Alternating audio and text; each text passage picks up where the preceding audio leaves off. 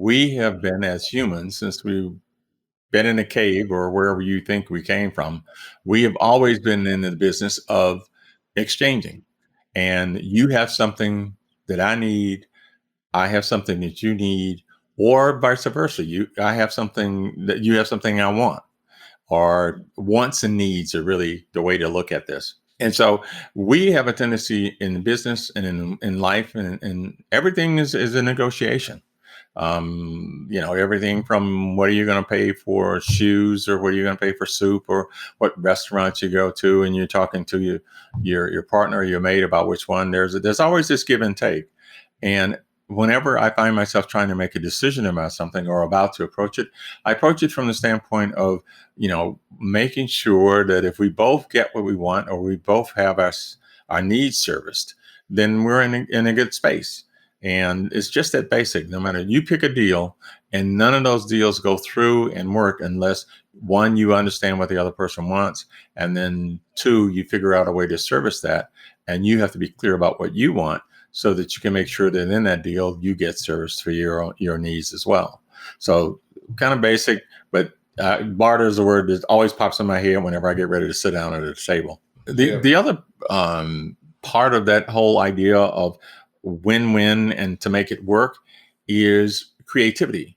We all think that our idea is the most original and beautiful idea that has ever come down the pipe. The reality is it's just Right. the opposite.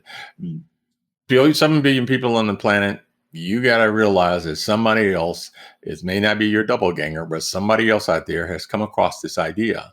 And somebody else may have Right. made it even better. So I use the term research as being a guide point for me. You need to be able to be willing to do really strong research about whatever it is, whatever endeavor you're about to get. Made the comment that you could find out somebody's birthmark on the internet now because things are so robust in terms of finding out history and what other people have done. If you understand what the history has been of your concept, your idea, or your path, then you put yourself in a much better position of being successful.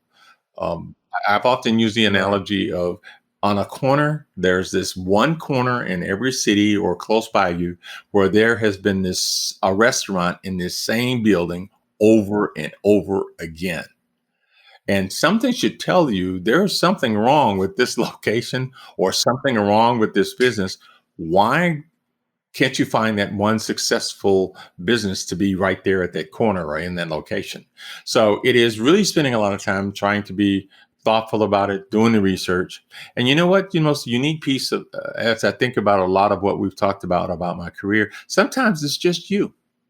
I mean, ESPN became successful Mm. because of the people. People always wonder what the secret sauce was, and the secret sauce was simple. It was the people. And so I would think that if you Yeah. look at these trial and errors, if you look at, Avis and Hertz and try to figure out why is Hertz always number one and Avis is not. I mean, even if you study hard, you just can't seem to win and beat the winner. You need to just constantly be in this groove of research, always not wanting to wake up tomorrow and to find out that there was something that you missed because you were a little lazy about your homework.